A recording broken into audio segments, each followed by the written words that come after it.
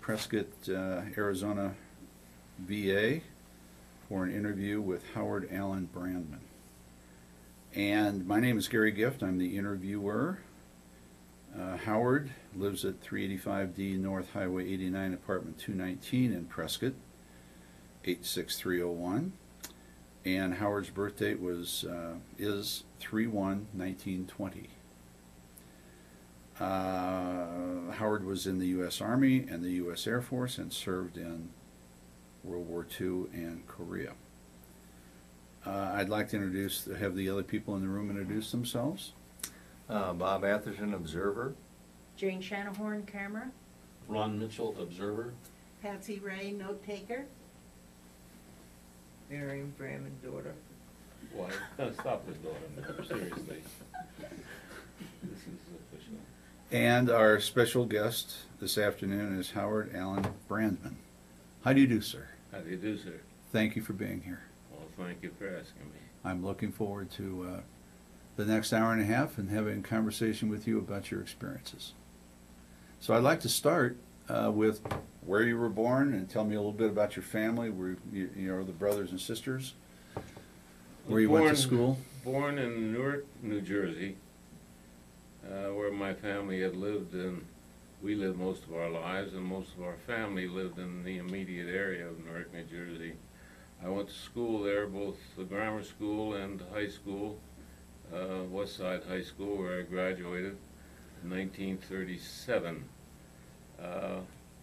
I was scheduled to go on to college immediately, but things were getting a little tough in Depression days. I have two older brothers, no sisters. My middle brother was going to, at that point, the University of Michigan, where he was in pre-med school and then did go on to medical school. My oldest brother, who was 8 years older than I, was on New York University at the pre-law and law school. I had to take a slight deferment for myself, and I went on to work over in New York with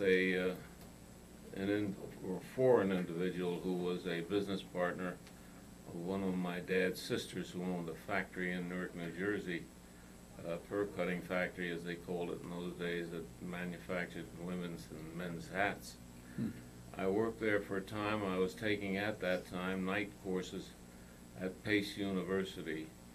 It was then Pace College, where they had where I had intended to go on to work in the accounting and law field. In September of '39, I finally did get some money saved up, and I did enter the University of North Carolina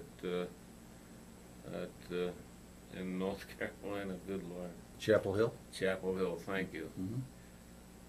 I was there until the following spring, at which time there was a tremendous flu outbreak, and I was one of the victims of it. I was in the school hospital for several weeks, and it was too late for me to continue on when I finally did get out to finish that semester, so I dropped out for that year, and I dropped down to Florida for a short while, where Miriam's parents were staying for the winter, and they very kindly took me in for several weeks so I could get the rest of the warm weather before I went back up north.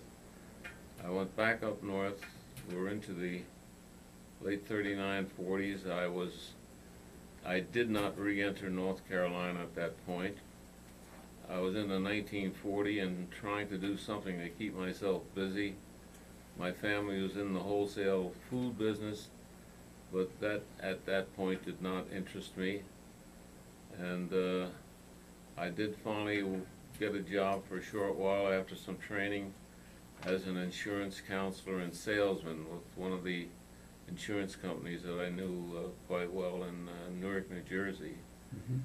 And that is approximately what I was doing for a little over a year until World War II showed up. Okay, now can I pause there and we'll back up. I got a couple questions to Yes. ask. What did your father was in the wholesale food business? Exactly right, wholesale food business. Yeah. He was in it. I had two uncles that were in it. My brother, who gotten a law degree, finally ended up in it also. Did your mother work in the business as well? No. No, She stayed at home? she was at home. Yeah. She was at home. It was a fairly prosperous business, and Mhm. the family we were living well. Mm-hmm. When you were going to school, or excuse me, when you were working in New York Yes, for those right after you got out of high school and everything, did you live at home and commute, or? Yes. You did. Okay. I commuted from our home. Yeah. I took the trolley car downtown to the Hudson Tubes in Newark, New Jersey, and the train over to New York. The office was located on 26th Street, Mm-hmm. between 7th and 8th Avenue in New York. Mm-hmm. And that's where I worked for that temporary period of time. Yeah. Okay. Did owning a business or being in the business that your family was in, did they find that times were tough during the Depression as well? Well, times were tough, but yet they were fairly prosperous. Number one, of course, the shortage of food supplies made it, and there was a great demand for them, but there was naturally a diversion of much of the food supply going into the military. Mm-hmm. And so they were kept quite busy, and they were kept fairly well to do at that time. They all did very, very well at the time. Mm-hmm. But you had to be very careful. It was gasoline shortages, food shortages, general shortages of all things. Mm-hmm. And but that's the business that they had been in, my dad especially, from the time of being a young man. And they had they subsequently had their own beef house, the cooler, Mm-hmm. where meats were stored, and the meats were supplied to both individual butcher shops and some restaurants throughout the Newark and New York area Mm-hmm. at that time. Okay, good. All right, so then you mentioned that World War II was looming. Yes. Tell us about how you discovered, was there a lot of anticipation before Pearl Harbor that things were going to happen? No, quite honest. Well, of course, we had the whole atmosphere was absorbed with Germany and England at that point, Right. and where it was going to go from there, nobody was quite sure. There was a lot of talk and fear that the United States might be dragged into the war, so to speak. Yeah. But I don't think that we all sat up each night and worried about it as something that was coming. Sort of over there type of thing. Right? Yeah. Yeah. And the attack by the Japanese came as quite a shock to the whole nation. Mm-hmm. Tremendous shock to the nation. How did you hear about it?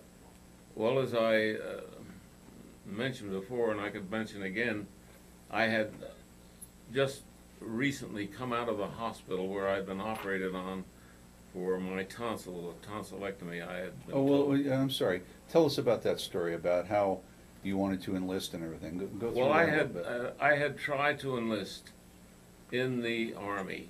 There was a one-year draft that was volunteers, and it was for a one-year period of time. I thought that might be a good way for me to serve my obligation to the military, and I did go down to the draft board that served our area, and I volunteered, and there I underwent a physical, and they advised me after the physical that because of enlarged and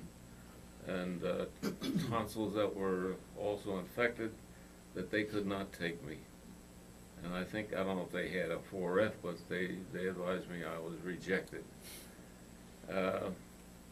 Shortly after that, as I indicated before, my brother, next older brother, was working at a hospital in Queens, New York, and he was interning or not interning, but what's the word for doctors? Well, whatever. And he persuaded, and he was able to get me into the hospital over in Queens, New York, where they operated and removed successfully my tonsils. And I was back home, just a short while after, although I was having some inflammation and bleeding from the area. And on this particular weekend, which was a Sunday, and also happened to be December the 7th, 1941, I was home in bed because of the bleeding. And my girlfriend, now my wife of 66 years, was sitting there, and we received a phone call from another friend of ours who advised us they had just heard on the radio a report that the Japanese had bombed Pearl Harbor, which was the very first news that we had. And one of the first reactions from most everybody was, where is Pearl Harbor? Nobody had a general idea as to where it was. But a big shock, I guess, huh? It was a tremendous shock, yes. Yeah. What went through your mind in terms of the implications of that? I mean, well, I had a desire at that point to get into the service. yeah. It was like a first reaction almost, huh? Yes, Yeah. because it was only 6 weeks from the day that I heard about Pearl Harbor, December 7th, to February 11th, which was the day that I actually reported in to the draft board and for examination, which I passed without any problem on this occasion, and sworn in as a draftee. Did a lot of your friends do the same thing, went right into the service? Not with me. No, but I mean, just generally, did Oh, they a lot all? of them did go in eventually. Yeah. Yes. Yeah. And I was drafted and went down almost immediately to Camp Lee, not Camp Lee, but Camp Dix, which was about 50 miles away. Okay, I tell you what I'd like to do. I'd like to make another pause here because you made a couple of references to your girlfriend and now your wife. When did you and Marion, did you know each other in high school? We knew each other or? in school. Yeah, And we went to high school. I even carried our books to school.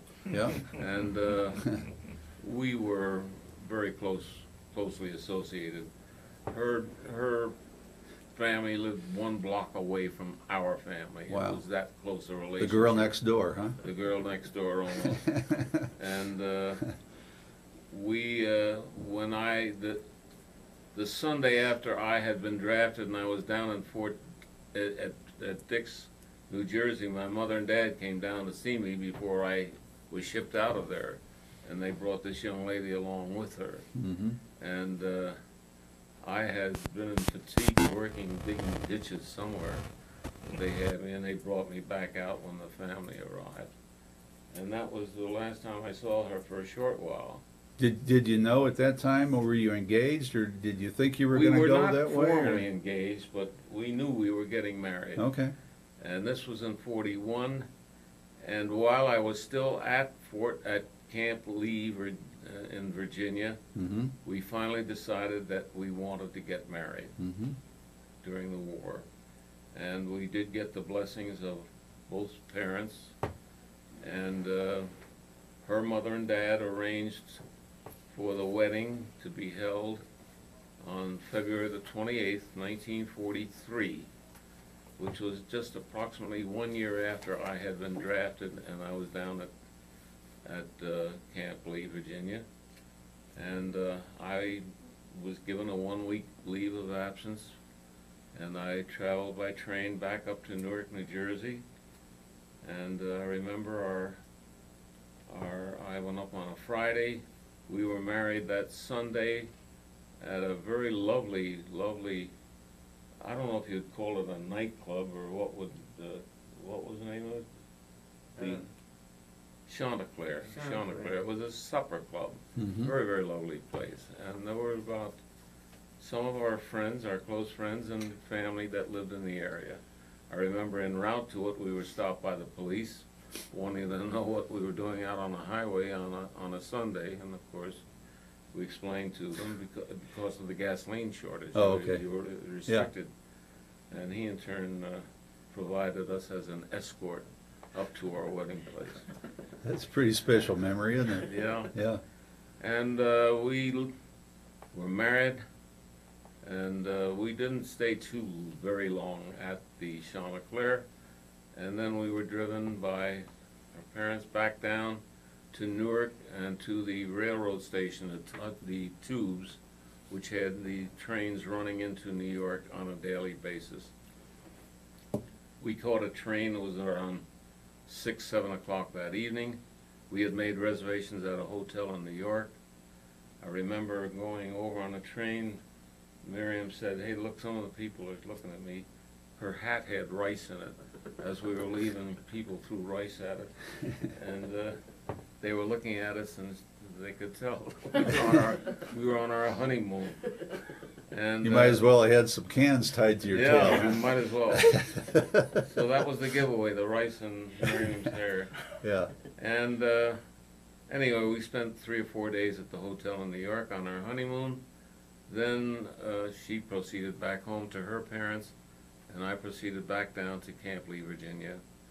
She incidentally came down to visit me on 2 or 3 occasions. Took the train down to Washington, from Washington to Richmond, and Richmond down to there. Yeah. Okay. Thank you. That was. Thank you for sharing that with us. You know. Okay, then let's get back to the drudgery of life, the military. drudgery. Yeah. So tell us about how did it feel once you got into the military? I mean, were you happy, or was it a big shock to you, or what? It was.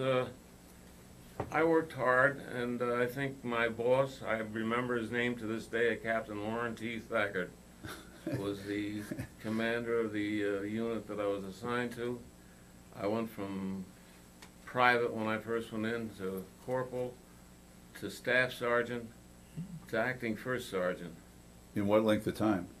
This was within 1 year. Yeah. Wow. And he told me, he says, "Howard, I would strongly recommend that you, if you're interested, that since there's a war going on out here and you can't stay here forever, that if you're interested in going to officers' school and becoming an officer, it would be a much better way to go overseas than as an enlisted man." And I agreed with him, and much to my good fortune, he also happened to sit on the officers' selection board for the officers candidate school. And lo and behold, I was selected to go to officers candidate school. This was in March or April of 43, not too long after we had been married. And Well, your progression from private to captain to sergeant and so forth, that seemed to be pretty fast. well, we went up to captain. That didn't come until a little bit later. Went from private. I mean, corporal. Then when I Yeah. graduated officers candidate school in the summer of 44, Yeah. and then I was a first lieutenant. Well, I was a second lieutenant when I came out of officers candidate school. I did not stay at Camp Lee very long, although I would have had the opportunity to do so, but I was getting into the mood. I wanted to see a little bit more action, so to speak. And that's when I was further reassigned, as I indicated to you, out to Michigan, where we went through school for police officers. And How did you get selected for that? Do you know? Did I don't have any clue. They It just had said, no "Hey, we relation- want you to do this." It had no relationship with anything that I had done before. Okay. Nothing. But that was my first exposure to it. Yeah. Was that interesting to you? Did you like that? It was. Yeah. It was very interesting to me. Yeah. And we enjoyed that tour of duty there. And then it was at that point that we were being told that we were being advised to the, I'm trying to think of what the initials they gave them, but it was the Military Police Aviation, as they called it. To be So what sort of training did you have for military police? Well, basically, it was the normal police duties that anybody would have, but then the specialization areas pertain to the fact that we would be on air bases, and the responsibilities and familiarity with aircraft, various types of aircraft, and just things in general that we should know about guarding of those aircraft. So that was your primary duty, would be to guard the equipment? Guard the base itself. Yeah. And most of them were rather quick shoveled out of dirt air bases. Mhm. I was, well then as it developed, we were assigned to go up to, as I mentioned, in Minnesota, to what had been a National Guard camp, but they were closing it the day we got there. And they in turn told us that we were being assigned down to Texas and to the Corps Military Police Air Force down there. Mhm. Not Air Force, Air Corps. The Air Force was still not a branch of service. Right. And So this is your first real assignment? then, yeah, is and it? I got an assignment I was a lieutenant, first lieutenant, as a as a detachment commander for the unit going into the particular base where I was located. Mhm. I was a detachment commander. We were there for maybe 6 weeks. Miriam came down by train and joined me in, I'm trying to think of the name of the town right outside of Camp Arby, Texas. But anyway, it was a relatively small town, and we rented a room that somebody had for rent in a house, and we were there for maybe 6 weeks or so. My parents, my mother and dad, my dad incidentally had, with 2 sons in service. I was in the military, and my brother had then been, had gotten his licensing as a doctor, and he had gone into the Navy. Said he couldn't stay in business any longer with 2 sons in the military. And they had moved on down to Miami Beach, Florida. And I asked for a leave of absence since we were going overseas. I asked for a leave to go down and say goodbye to them before we left, which was granted to me. So Miriam and I left there by train, and it was a 4 or 5 day train trip from Texas to Florida. We were sidetracked for every oil can that came along. It was a long, long ride. I incidentally didn't mention that while I was at Camp Lee, Virginia, as some of my duties, I had train escort duty, taking new recruits that had come in after me by train all the way out to Fort Lewis in Washington. Wow. 11-day train trip where they were left for further deployment. You spent a lot of time on the trains, didn't you? I did. Did you have any, as a military police, being assigned to this base and everything, did you have any incidents that were, No. it was pretty calm, right? It was relatively calm, I would Yeah. say, yes. Was one of your duties to kind of look out for sabotage? Was that one of the things? Or? Not at Camp Lee, no. Yeah. No. The only thing that, in thinking back, and I thought about it then, which surprised me, and especially in the day and age that we live in today, that the military at that time was not segregated. And we had a fair number of blacks that were assigned to the Quartermaster Corps. Mm-hmm. And I can remember riding the buses right outside the base, where they were compelled to sit in the back of the bus. Hmm. And the other treatments that blacks in a civilian status would also get, which surprised me at Yeah. that time. You hadn't been exposed to that. Well, we didn't, not really, not that much up where we were. Yeah. We hadn't seen it, and that was a surprise to me. Yeah. So you went to Miami to say goodbye to your parents? So we took the ride down there, we spent 1 week. The one thing that we can remember as a funny thing is that here I am in the military and getting ready to go overseas. I'm with my bride, and at 5 o'clock in the morning, outside of our window in Miami, we heard, "Off we go into the wild blue yonder." It was a very big military training area. Yeah. And they had troops going by the window at 5 o'clock in the morning. And Get me out of here. get me out of here. But anyway, I only spent a very few short days. I had to leave and go back to the base. How were your parents with all this? Were they okay, or? They were pretty good, but just like most any other parent with 2 sons about to go into war, Yeah, it was to be expected that they were nervous about it. yeah. Then Miriam stayed behind for a few days, and then she took a train back up to New Jersey to her folks. And I took another 3 or 4 day train ride back up to Camp Arkley, Texas, where I stayed for maybe 2 or 3 days, and then our units left for Boston by train, another 6, 7 days up there. And on mid-December, I think, we actually boarded ships. We didn't know where we were going. We were not told where we were assigned. But And you were still military police at that point, right? well, I was Air Force, though. I knew I was in Air Force, Yeah. but in police work. Yeah, okay.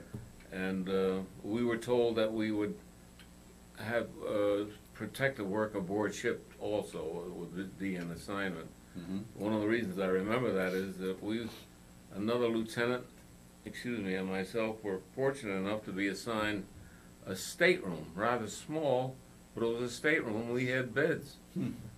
And there were colonels sleeping out on the aisle on cots and so forth, and they wanted to know why they were sleeping on a cot, and here was a lieutenant sleeping in a stateroom. And they were told, "Don't worry about them, they're here on they're working." Yeah. So that was the answer they got.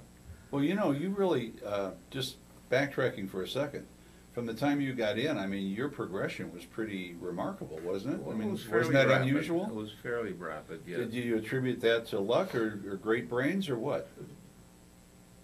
More luck. Oh, yeah, right. And when I say luck, the people that I was assigned with and that I worked with, something that I had learned a long time ago, and I tried to impress upon my sons, as a matter of fact, is that one thing that's very important in life is to learn how to get along with people. Mhm. And you'll do a lot better and get a lot more progress made. Mhm. And it has served me well over the years in many instances. So you must have impressed some people along the way, that's for sure. Yeah, I guess I did. Yeah. And To the point where you got a stateroom and the colonels were sleeping on the floor. I impressed Warren T. Thaggart enough to get me out of the assignment and into OCS. Yeah. But Okay, so then you get on the, we get on not knowing where you're going, right? not where we were going until we set sail a day later, and we finally light broke, and we were surrounded by more ships than you could ever even imagine. I couldn't even see the ocean. There were so many ships and submarines that were constantly circling us. And it was approximately 11 or 12 day trip over to, I mentioned the name of it, in Scotland, up in the northern part of Scotland. And as soon as we debarked from the ship, we boarded the trains in Scotland, and we made our way several days down to southern England.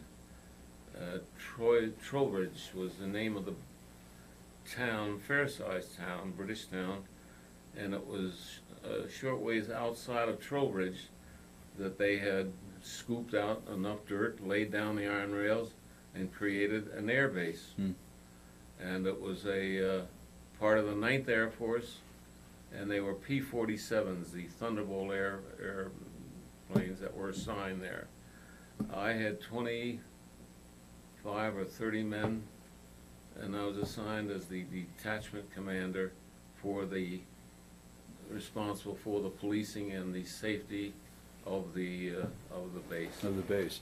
Let me ask you a question about your trip over. Were there any incidents? You mentioned there None. were submarines. What do you mean, None. German submarines or ours? I can recall at no time were there ever any warning whistles or anything to indicate Yeah. that there was an approach of German ships or any foreign elements.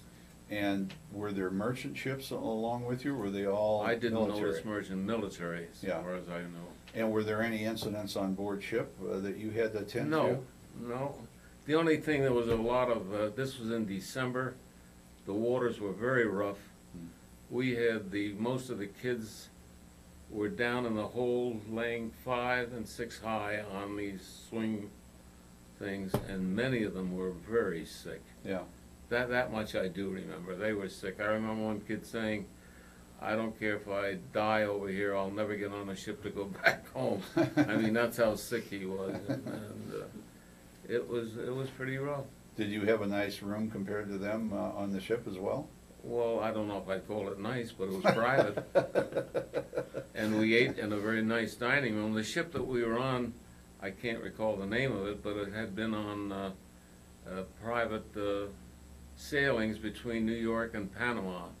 It was a passenger ship. Passenger ship, yeah. So it was very nice. We had a nice dining room where we ate. We didn't eat out of metal trays. We had good service and we had good food. Yeah. So it was a nice cruise over. And All right. Yeah. Okay. we got there and we were there from December until approximately March or April at Oh. this base. And what year is this now? March or April This of is 43? 1944. 44, okay. 1944. Okay. And then we were advised that we were being pulled out of there, our unit, and we were being sent down to one of the cities on the coastal shores of England, and I can't remember the name of it, but it was one of the big resort cities in England, and this was in preparation for sea activities.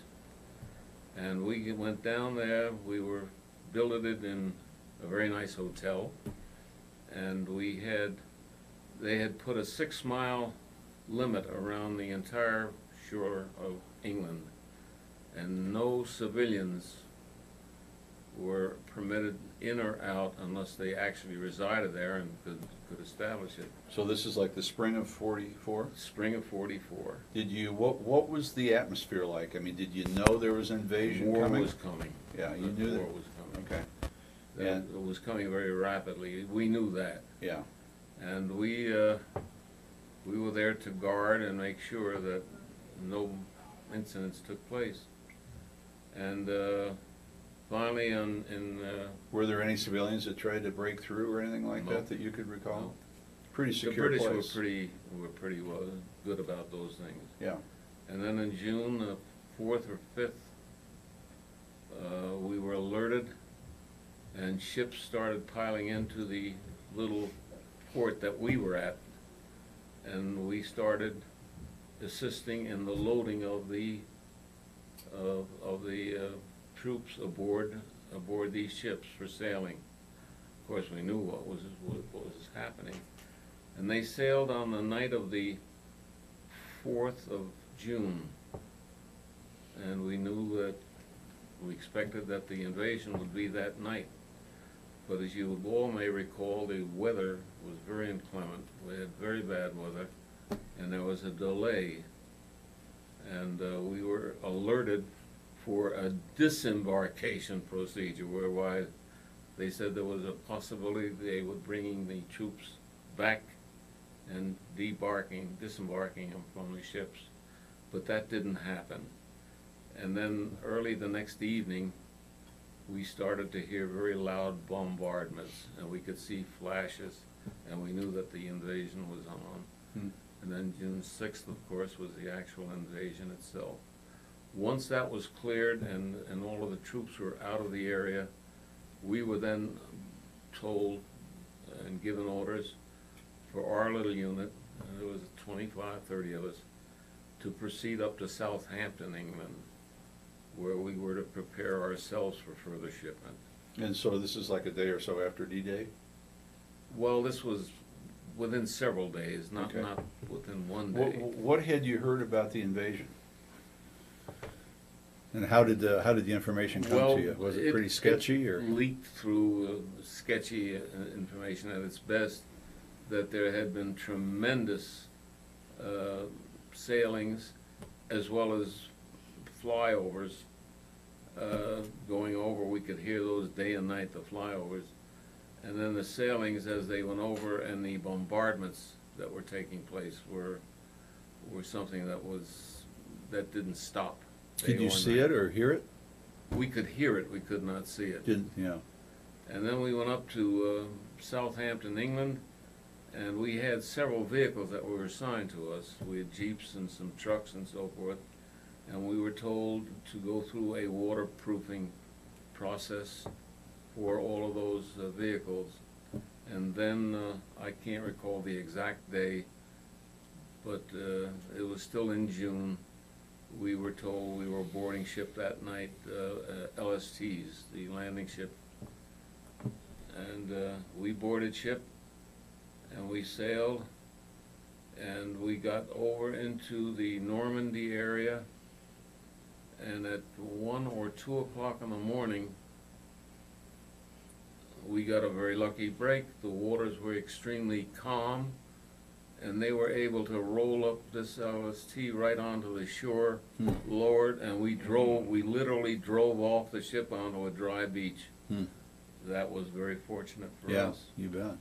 And we What did the drove- beach look like to you? It, Was there still a lot of it was dark. debris? and You they, didn't. they were, you couldn't see bodies or anything. That was. But I pretty mean, much were there cleaned up. still tanks and all that There was still equipment tanks. there? There was a lot of weapons that were stored along that area. Yeah.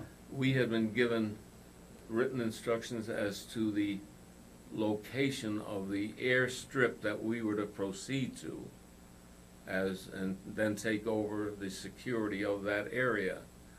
We had driven maybe a mile or two off of the beachhead area in Normandy, and we got up to an intersection where there was an MP directing traffic as best he could. And he saw the direction we were going in, and he said, "Where are you going, Lieutenant?" And I showed him the orders that we had proceeding. He said, "Well, you go about another mile up this road, and you're going to be with the Germans, not us." So we had to reverse course, and we finally did get to our correct location where we belong. Did you have a sense when you landed on that beach, or when you were positioned on that beach, did you have a sense of what had gone on there, or the magnitude of that invasion? What did that feel like? It's hard to describe the magnitude of this whole effort. Hundreds of thousands, literally, of troops, ships as far as your eye could see that in the channel, planes, every plane that now we had the 8th and 9th Air Force that were stationed in England. The 8th Air Force were the heavy bombers, the bombing ships, and the 9th Air Force, which was the fighters. We had P-38s, P-47s. Those were the ships that we had mainly. And there were some elements of Polish troops there, French, and other nationalities that had small, but troops that were effectively there. And it was just beyond imagination to see. I don't know if one of the pictures that I thought was excellently done was The Longest Day, which could give you some idea of what it was like. We were at this landing when we found our assignment at our landing strip. It was a P-47 organization that we were assigned to guard and protect the people there, as well as the aircraft. We were there approximately 1 month, and then they were at this time constantly rolling in heavy armor, heavy equipment, rolling down the roads that were there. And as we found out, these were all members of Patton's Third Army, which was being brought ashore, not originally as fighting men, but until they got them all ashore to make the big forward movement advance. Mhm.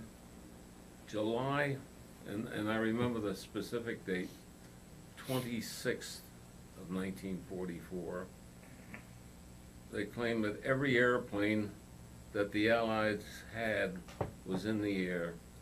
The heavy bombers, the fighters, English, United States, everything. And the bombing that took place that day was just utterly fantastic. They bombed every German line that they could find. There were, however, mistakes made, and some of them by our own troops. There was some drifting of winds, and as some of our lead planes would go over the bombing areas and dropping bombs and smoke bombs as signals and help for the planes that were following, unfortunately, in several instances, the winds had drifted the smoke line back so that they actually covered some of our own troops. And sadly, some of our own troops were bombed badly by our own planes. That was a day, I think, if you've ever heard of General Leslie McNair, he was there on the ground with leading his troops. He was killed that day in those bombings, as well as others. And those were just some of the sad effects of war. Yeah. Did But from that day forward, July 26th, everything started to move. That's when Patton's Third Army was cut loose and started its forward movement and attacking Germans, and they never stopped until they got into Germany. Yeah. Did you get did you have a feeling of confidence that once we had made the invasion and established ourselves I that did. it was just a matter of time I that we were did. going to win the war? I did. Is that the way everyone felt? I felt that way, Yeah. and we did. But of course, remember, we weren't up in the infantry lines, Understand. front lines, fighting hand to hand. Right. Right. I'm not trying to indicate that, but we had that feeling of confidence. The men we were with who were flying had that confidence, Yeah. and they did a heck of a job. Really, a fantastic job. Yeah. You know, it's you know, millions and millions of people have gone back to visit those locations, and you were there. How does that make you feel? Well, I had often thought that I'd like to go back and see it again, especially in the Normandy area, but we never did. Yeah. Now it's too late for me. Yeah. But we never did. Did you get a sense going back to the beach and seeing the gun emplacements and everything that the Germans had there, of how entrenched they were? We didn't spend any time at all. When I say we, our units. Yeah. When we landed, as I indicated, we drove right off of that beachhead, Yeah. and immediately, because they had to keep that area clear, drove right forward as far as we could. And our beachhead area extended about 10, 15 miles inland by then. Mm-hmm. That the Germans had been driven back, and it was going rapidly. Were you concerned, or were there routes marked that where there were landmines or anything like that? Were you ever Never concerned saw about that? Never saw that. Yeah. Okay. The area that I was in, the area that we were in, was a heavily French vegetative area. They had a lot of rows pulled out and planted various vegetation, fruit trees and so forth and so on. And I never saw any of the others.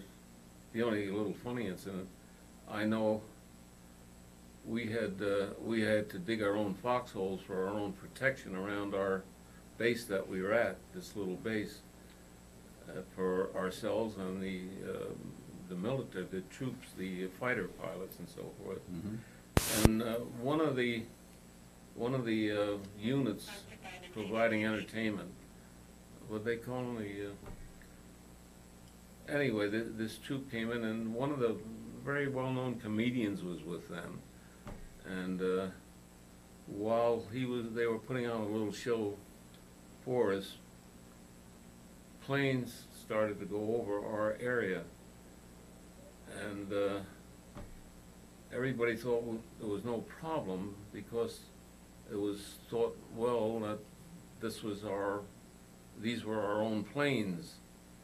Well, perhaps they were, but they got confused because several bombs were dropped and actually landed right on our base. Wow. A few men were killed, fortunately not too many. And this one comedian that was with us, who had leaped into a foxhole there, he said, "Good God, a guy could get killed over here." Yeah, that's some humor, you know. That was his funny line. Yeah. So did the air base that you were assigned to there, how permanent was that? How long did All those things they were just keep moving? just kept moving. Yeah. They had no value. All they had to do once you were out of it was pull up the these iron mattings Mm-hmm. that were down there. That's Just all find it another consisted flat of. place for them. There were no real permanent buildings of any sort. Did you ever, was the airfield ever threatened by? No. No. No, not at that location. Yeah. And at that time. Those came on later on in October, November, when you heard of the Germans making their big push, which lasted for about 2 months. The bulge? Battle of We the Bulge? weren't there by then. We had moved forward several times. Okay. We'd gone through Paris by then, and we even got to see Paris. Yeah. How How was Paris? Was that fun? funny story, if the women don't mind. Hey, it's your story. Well, one of the men had signed, not to our unit, but with these other units, we were all together, had been in World War I. He was an older fellow. I think he was in his 50s, early 50s by that time. And he says, "Guys, as soon as they clear us to go into Paris, I gotta go in and see." There was this very famous house in Paris that was there during World War I. He said, "I gotta see if it's still there." And he came back the next day, and he said, "By God, it's still there. They're still in business. It's just some new faces, that's all." And as I came to find out, I had some Paris books on Paris, and this was considered to be the one most famous house of prostitution in Paris. But I remember that as a funny thing that happened at that time. How long were you in Paris? Oh, not long. We were passing through. Yeah. We were temporarily stopped. I don't even know if it was Orly base that we had stopped at, but it was about maybe 1 week, 1 to 2 weeks, and then we continued moving on until we got further into France, Lyon or somewhere around Lyon, and that's where we stopped and sort of hunkered down, and they were using it as a fighting area. Mm-hmm. As well as getting the ground troops well situated, the 101st and 82nd Airborne particularly. Mm-hmm. They had both been exposed to a lot of war, and they had to keep them separated, incidentally. Why is They that? had their own wars. The 82nd and the 101st. Oh, yeah. Yeah, they didn't get along too well. Yeah, turf battles, huh? Right. Yeah. Did you know some of the guys from those? I knew them, but, casually. Yeah. We had a bigger base. We were established then at a base that the Germans had been using during the years that they had been stationed there. This was, as I say, someplace near Lyon, France. Mm-hmm. And we stayed there for, I don't know, 6, 8 weeks, so that was a long time. Mm-hmm. And they tell us, or we actually got billeted in barracks that the German officers had built for themselves. They were there so long as pilots. Hmm. we had the air base, and we were actually living in buildings during that period of time. The airfields that were these sort of movable airfields, if you would, did they primarily have fighter pilots, fighter planes there? Fighters, right. Okay. Right, the bombers that they had were pretty much stationed in England. Right. They worked out of the Yeah, permanent bases in England. So did you know very many of the pilots that flew? I knew quite a few of them, Yeah. you know. Did you, what was their, like, success rate? In other words, if you sent 100 out, would typically, how many would you lose? Their success rate was good. Yeah. It was very good. How many would you lose on a Oh, percentage-wise? Do you have any idea? Have a sense of that? I'd hate to put a percentage on it. Yeah. We did lose, naturally. Yeah. We lost a fair number. We had switched from the P-38s that we had at first.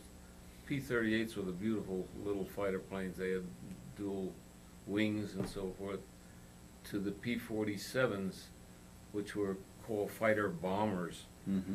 And they were armed almost as heavily as some of the smaller bomber planes were. It was amazing, Mm-hmm. amazing. As you went further in, as the war progressed and got into Germany and so forth, did you ever see any POW camps that were liberated, or any concentration camps or anything? About the closest I could say that we saw that was when we got to Frankfurt, Germany. Frankfurt, Germany was a fairly large German city, and it was heavily, heavily bombed by our troops.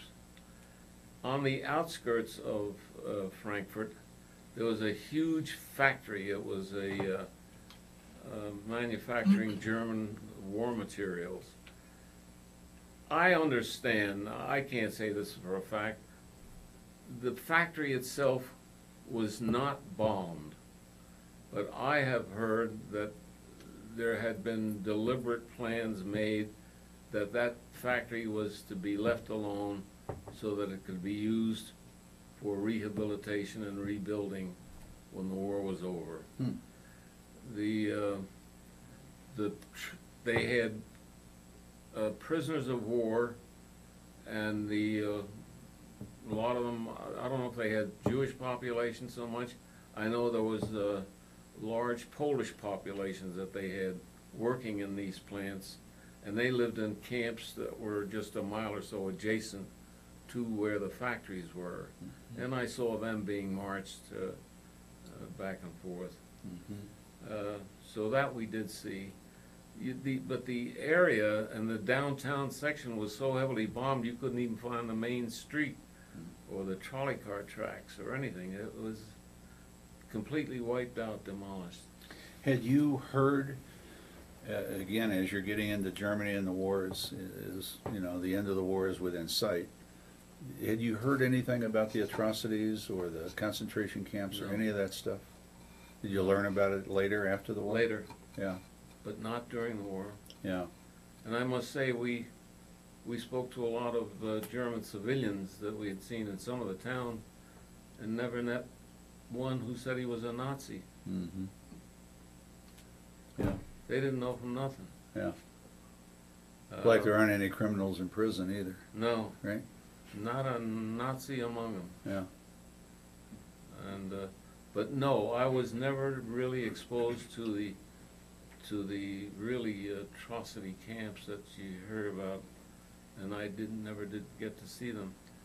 We got as far down into Germany as Winsheim, which was down in southern Germany, and we were at what had been a big German air base when the war actually was, ceasefire was ordered and the war had ended. Mm-hmm. But that's how far we had gotten into it. And, How did you hear about the war being over? well, we were officially informed. Yeah. We were officially informed. I was with what they call the 414th Air Division at the time down there. Yeah. Was there? Did you guys celebrate? How did You betcha. Yeah. You It- betcha. I bet, yeah. Yeah, the French champagne.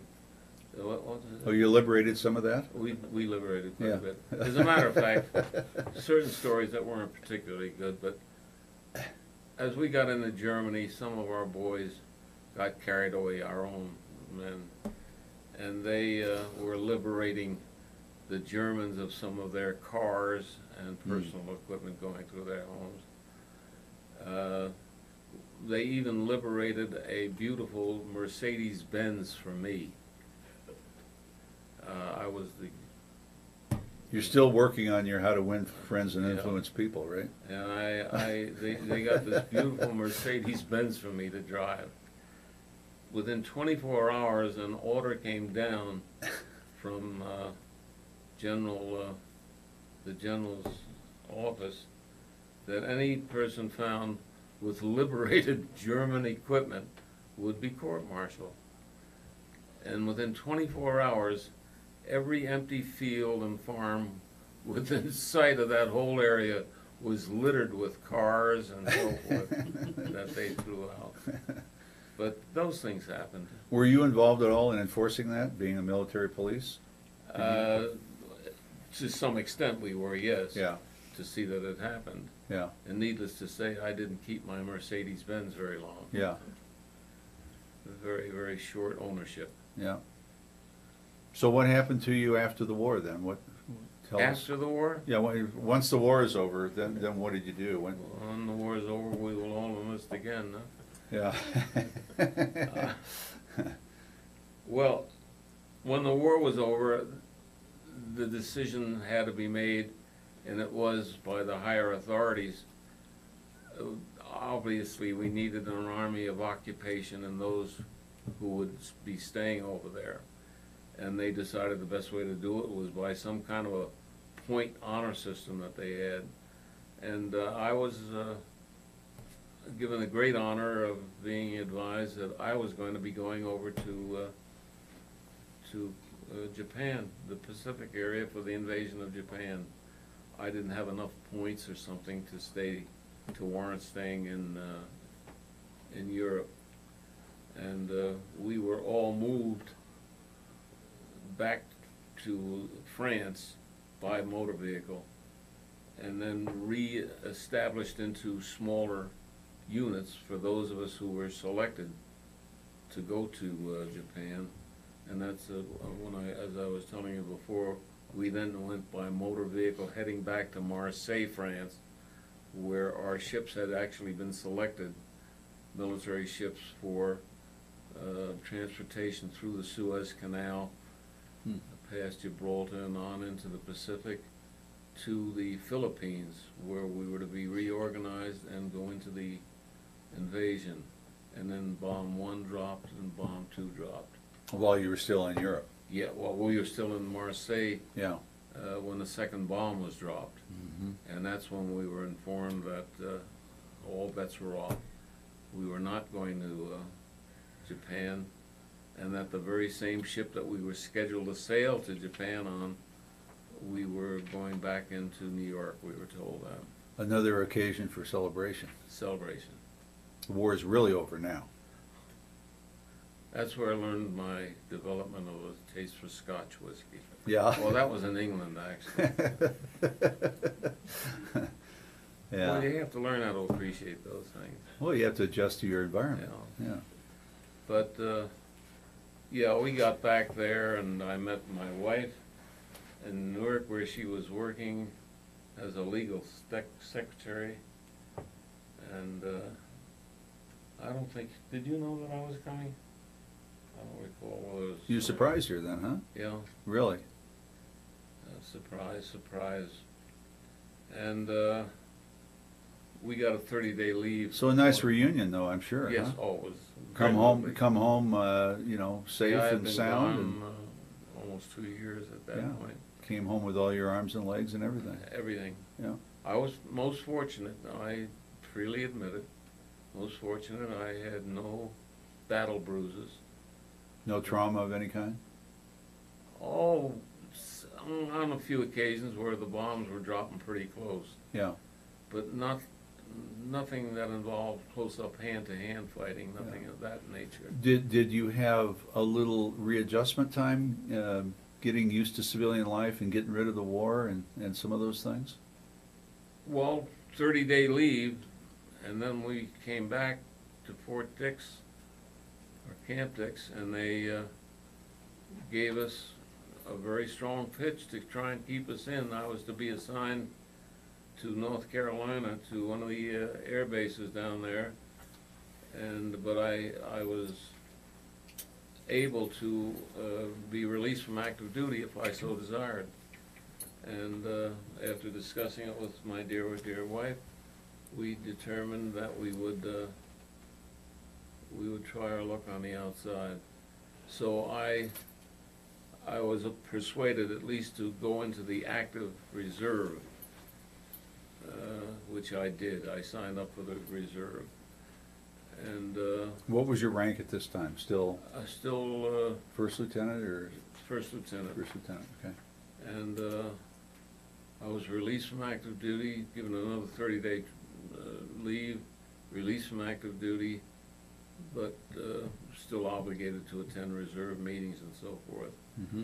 And that period lasted from late in 1945 until June, July of 1950, Okay. Korean War. What did you do in between? What did you pick up your education, or did you go back to work? During the war and while I was in service, I did further my education. I attended, while I was in Washington, I attended George Washington University, and I got additional credits. My problem is I have credits at about several universities around the country, but I never Mm-hmm. did consolidate and get a degree as such. Mm-hmm.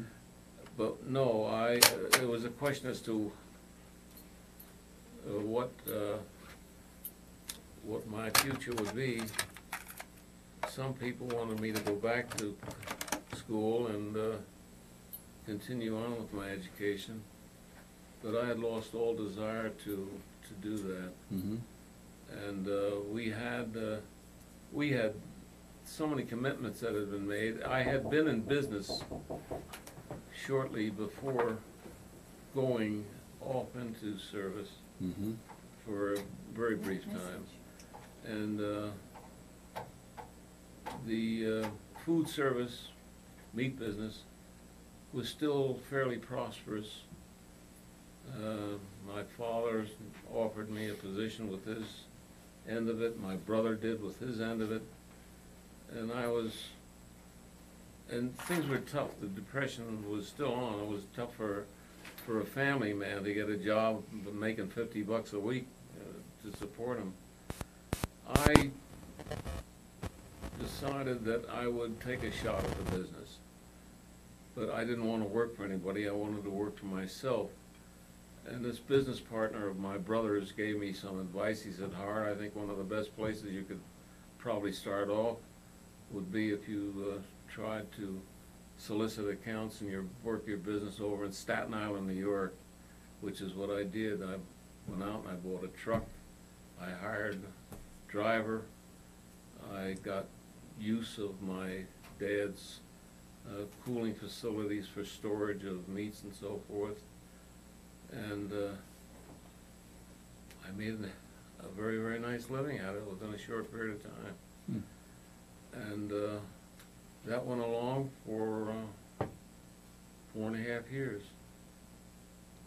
And I can't honestly say that I was ever really crazy about it, but the government helped me solve that problem, because my youngest son, who is now 58 years old, had just been born, and 10 days after his birth I received the telegram, a registered letter. My wife received it. I wasn't even home, advising me that I was to be recalled to active duty and assigned to Mitchell Air Force Base in Long Island, New York.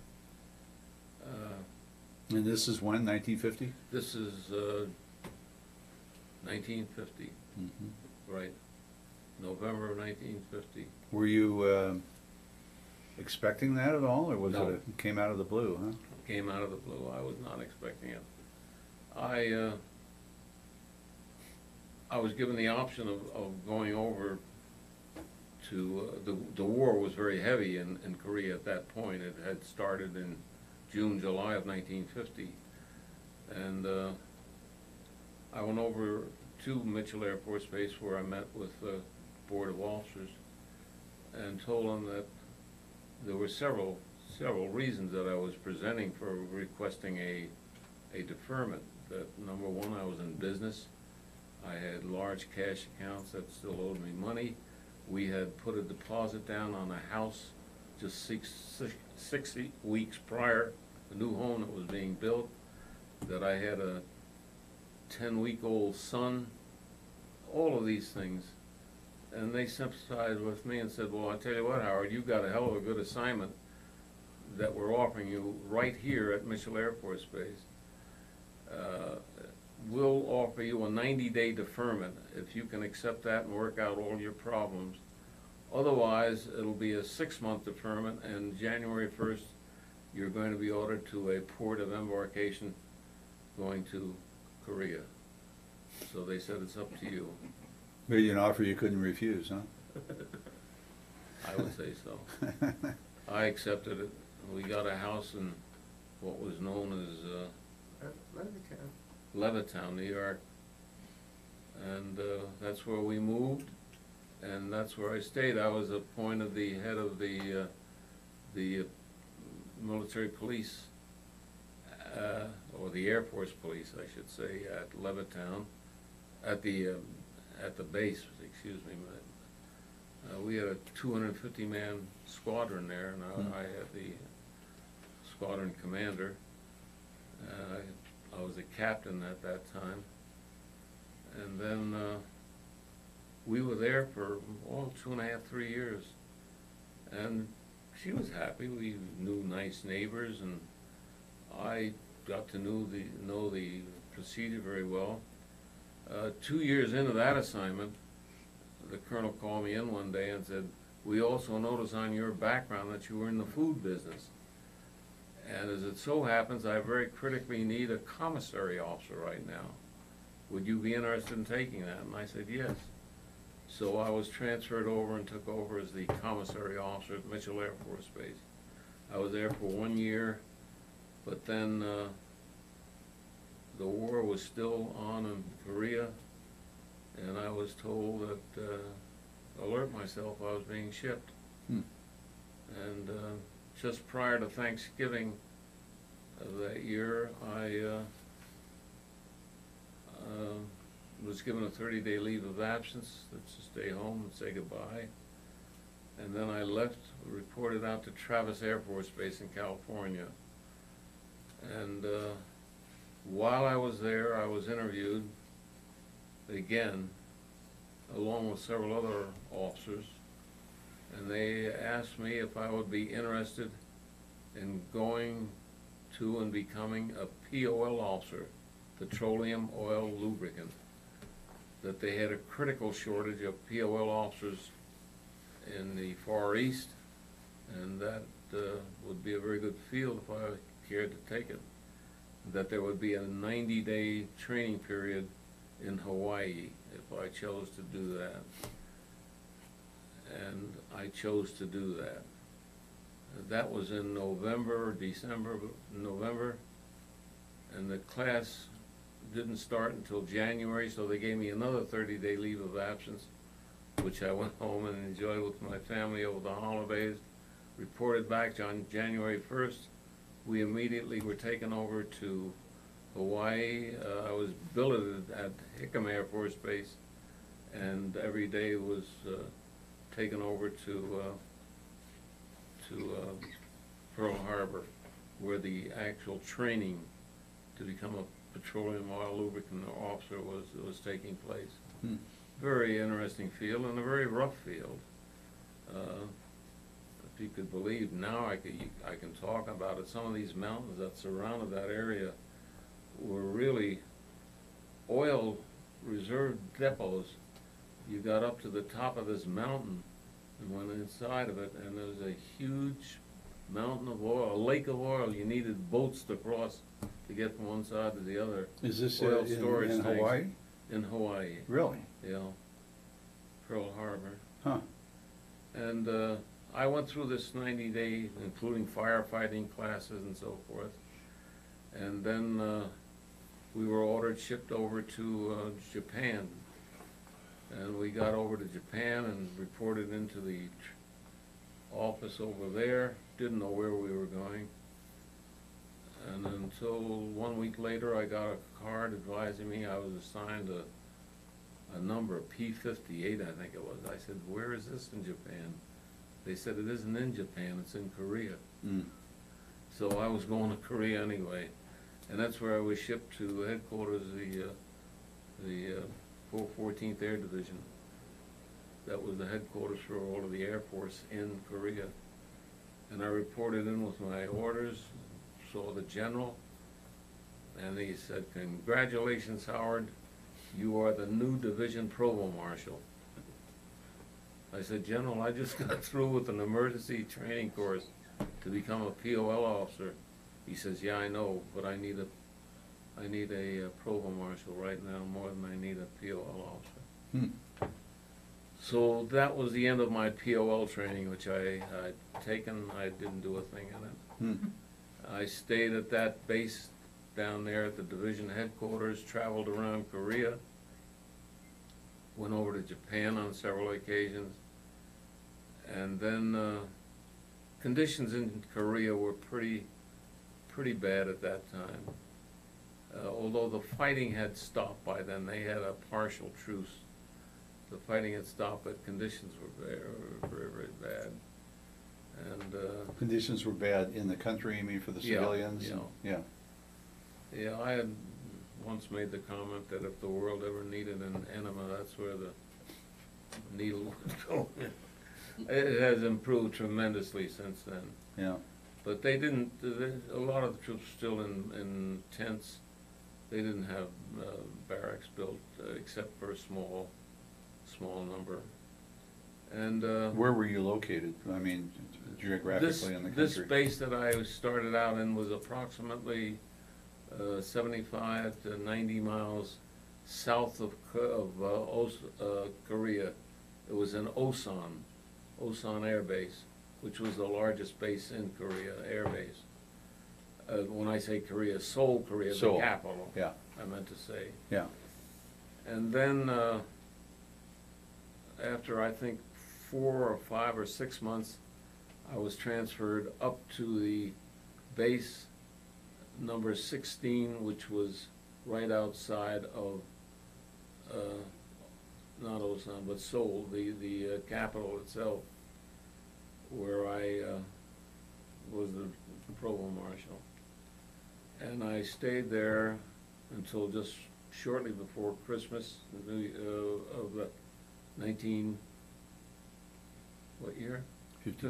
54. 54.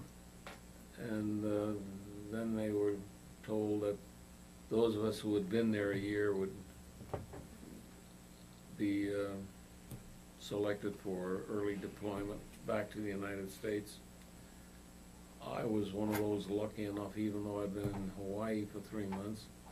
And it was at that point I was advised that I had been selected for assignment to the OSI Air Force, Office of Special Investigation. And How did that come about? Do you have any idea? background again, a Yeah. lot of the background I had in that field, and some of the people who knew me that I had met earlier knew me and thought I'd be a good candidate for that particular line of work. Mm-hmm. So we, And also, I guess, based upon your track record. I mean, you probably did a good job in your prior jobs. well, I like to think that it's that anyway. Yeah. Yes. And we proceeded home immediately. Excuse me just a second, but I mean, selection for something like that's a bit of an elite deal, isn't it? It is, Yeah. it is. I mean, it's almost The like being OSI asked to go in the is FBI or considered- something. The OSI is considered a very Yeah. good assignment. Yeah. We got special training. As a matter of fact, once we got into the OSI, we never even wore uniforms very much. We wore civilian clothes. Did you have a security clearance at that point? Oh, yeah, Yeah. top secret. Yeah. Security clearance. Mm-hmm. And, Anything you can talk about these days? well, a few things. The training itself that we had was back in Washington, D.C., when I returned home from Korea Mm-hmm. and after leave. Dealing with materials, dealing with people. We not only had the military itself, but the civilians employed and working for the Air Force to contend with. You had all of those. We had a lot of people who came over to entertain the troops, and they had all to undergo very serious investigations as to whether or not they would be permitted to come into the country. And you had all kinds of schemes that some smart guys were doing it. I know at Mitchell Air Force Base, for a while we were noticing that a lot of the planes, we were close to Bermuda, and a lot of the planes would be going into Bermuda just on short flights and coming back, and invariably they, before they taxied all the way into to park, they would stop on the outer edges, and some trucks would go riding up to them and unload them, and then they, well, we found out they were coming back with loads of booze. They were buying loads of booze over in Bermuda, and then coming back and selling it. That sort of thing. In Japan, we had, at one point, this was around 1961, 62, we were still on the firm dollar. There were 50 yen to the dollar. It was a very attractive rate. Mm-hmm. No, not 50. Well, whatever it was, a very attractive rate. And it was fixed. It was a fixed rate. Yeah. Exactly right. We had a lot of planes that were flying back and forth between our base and Hong Kong particularly. Some other bases in the military, but Hong Kong particularly. And some of the captains and some of the other crew members were collecting large sums of U.S. money and flying into Hong Kong with it, converting it into the foreign currency at extremely attractive rates, and coming back and selling them, you know, and making money that way. Huh. That sort of thing, and other little shenanigans going on. Yeah, mostly criminal type, Yeah, criminal type stuff as Right. opposed to spy stuff. that's right. Yeah. Did you get involved at all with any looking at subversive activities or anything like that? We had one or two. I'm trying to think. There was, well, I wouldn't even mention his name now. He was one of the entertainers who had come in, and we got background information upon his arrival that we had to be very careful and look out, because they suspected that his background was partially because there was still a lot of things going on in Europe, and that he was very suspected of being engaged in counterintelligence activities. This sort of thing. We got some of that, you know. Yeah. So Was it an interesting job? very much so. Yeah. Yeah, very much so. I enjoyed my assignment with them very, very much. And so I was back in the United States after 3 years in Japan with Miriam and my two boys. They both went to school over there, and they were 10 and 12 years old. They had good schools set up, you know, for the military right on base. And it was a good, well, the cost of living was very low. I had my own car, which is shipped over for me. The Mercedes from Europe, or Pardon? the Mercedes from Europe? Well, if you want to laugh about that, it was actually a Lincoln Continental. I had bought it in New Jersey. We'd gone up there to visit my folks before we left to go to Japan. This is 1961. And I needed a car to drive cross country to get to California, and then for 3 years over there. And I had stopped by this Lincoln dealer in Newark, New Jersey, and he was having a sale, and he had this Lincoln Continental. They had the rear view windows that used to go up and down. It was a gorgeous car. It was a couple years old, I guess. And I think the price of it, if you can believe it, was $3,000. Jeez. So I bought it, and we drove it out. It was air conditioned, and it was in July. I remember we were driving it out to California. My younger kid, he said, "God, I bet the governor doesn't have a car this big." And the only sad part of it is we got as far as right outside of San Francisco, and we had stopped for the night and got up the next morning, and I had taken it into a car wash place right across from the motel. Going through the car wash, these drum rollers just squished in one of the fenders on the car. Oh, boy. And the owner acknowledged responsibility for it. He gave me a check for $100 and said, if you can send me a bill showing what amount over and above that, he said, I'll reimburse you for it. And he did. It was when I got to someplace where they repaired it, I think it was $250, and he paid it. Hmm. But we had it in Japan for the entire 3 years that we were there. I used to have some Japanese fellow who was so enamored of it, he used to come by every day and wash it for me. I don't know, I gave him 50 cents or a quarter or something. Gasoline was 12 cents a gallon. It was good duty. Well, I Because see, there's, we're getting a little close to the end here, so I want to, if you could, I see that from 64 to 67, you were in Washington, D.C. with OSI as well.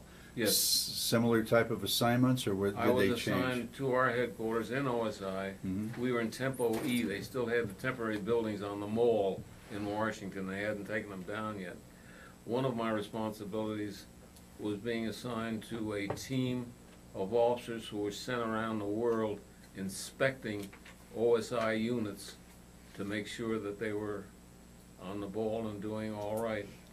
One of the better assignments was in the Christmas season of 1966 or 67, when they had an inspection team going out of the Pentagon, going over to England, France, and Germany on an inspection, and they needed an OSI representative to go along with them, and I was selected to go with them.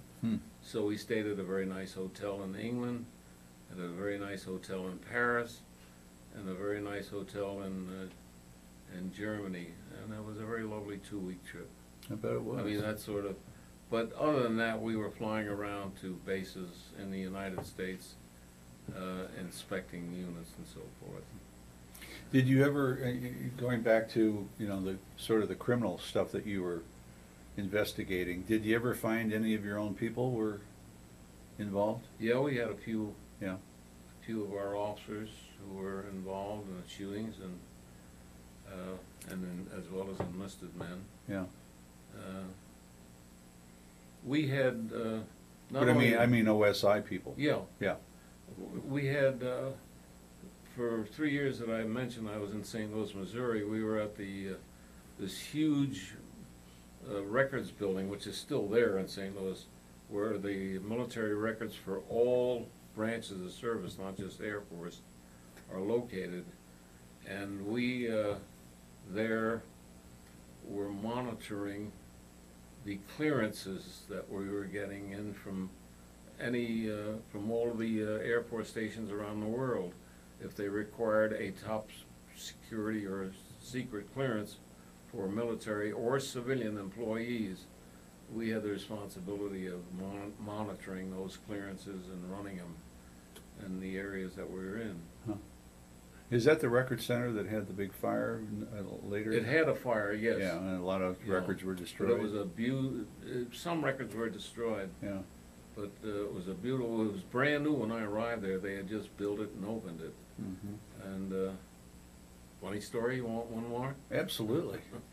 I was out on Keep one 'em of these, coming. one of these security clearance trips out of going down into the lower southern part of Missouri, running background clearance on a civilian for clearance to secret or top secret. And I came into a relatively small town where where the individual who was to be cleared had filled out paperwork naming 2 or 3 people as references.